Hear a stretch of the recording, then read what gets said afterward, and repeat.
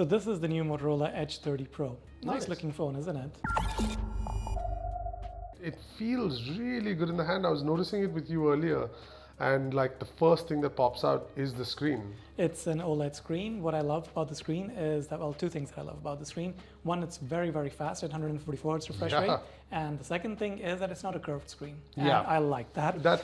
I think that whole curved screen thing, we need to sort of It stop just doing needs that. to end. Yes. And I think the justification a lot of brands have is that, oh, they want it to have a nice feel, but this has a curved bottom Absolutely. with a flat screen. That's really nice. No, absolutely, absolutely. What else have we got? So one of the highlights about this is that this is running the Snapdragon 8 Gen 1, which is the fastest chipset you can get on Android right now. Okay. Now couple that with this fast screen that we spoke about, Right. 144 Hz, and the fact that it's a very smooth stock Android experience. Okay. This phone is ridiculously fast. Okay. Faster than the Pixel, I'd say, No in way. usage. Absolutely. You're scrolling through lists, you're moving through things. It's butter smooth. There's no That was- stutter, yeah. nothing at all. I mean, Very it visible. just moves. It moves. So that's a great thing that they've done on there. Okay. The second thing that I like about this phone is that the pricing for it. Okay. It's priced at 2,599 dirhams. That's not bad. Now you're getting a phone with the latest processor, Right. 12 gigs of RAM, 256 gigs of storage, Mm-hmm. and your Samsungs and your Apples and even your Oppos and stuff like that Right. charge you close to 4,000 dirhams. Correct. That. So 2,599 for this. I think it's a great buy. I think it's a very, very good buy for it. Okay. And the third thing that I like about it is the charging speeds. Okay. So it's got not the fastest charging speeds, it's got a 66 watt wired charging, Okay. which gives you 50% in about 15 minutes That's or not so. bad. Which That's is not fine, bad. absolutely. It works, I mean, good enough. Right. And then it supports your wireless charging at 15 watts as well, Oh, it does. which is good to have on a Motorola phone because they keep bringing them back and Yeah.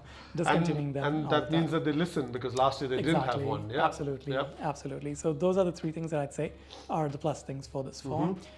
Moving over to the negative sides of the Okay. phone, the camera is still strictly okay.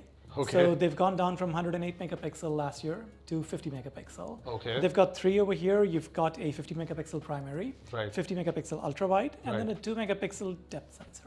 Pointless. I don't know why companies do that. Pointless. Put an optical zoom over there. Yeah. It would have been much more helpful.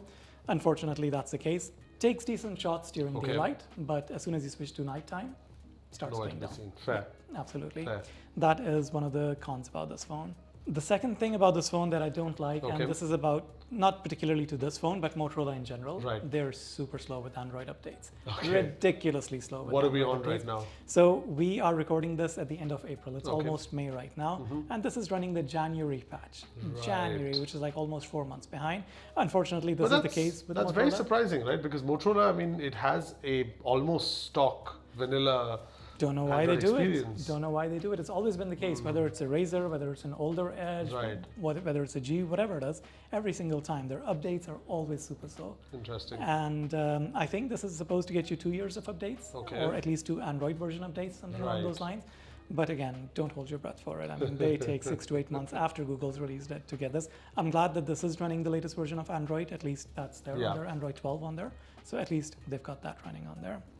And finally, the last thing about it is that it does not have IP68 rating. It has IP52, which means that a few splashes here and there, fine.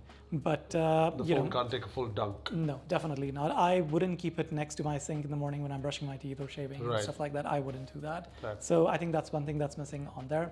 Yeah, again, a little slight wet tip here and there is fine, but other than that, I think, yeah, those are the few things that aren't that great on there. I mean, overall, it looks like a good phone. It Absolutely. seems to do, like, the most impressive part, it seems to be the screen. Like, even I'm just constantly looking at it, and considering that the basis of a smartphone is the display, I still don't think it's a Absolutely. bad No, purchase. I think it's a great purchase. At Yeah. $25.99, you're Yeah. getting a ridiculously fast like, phone. unless you can absolutely justify the need for a spectacular camera, I think it'll do And the look, job it the takes most. daytime shots are fine. It's just night times when it struggles with.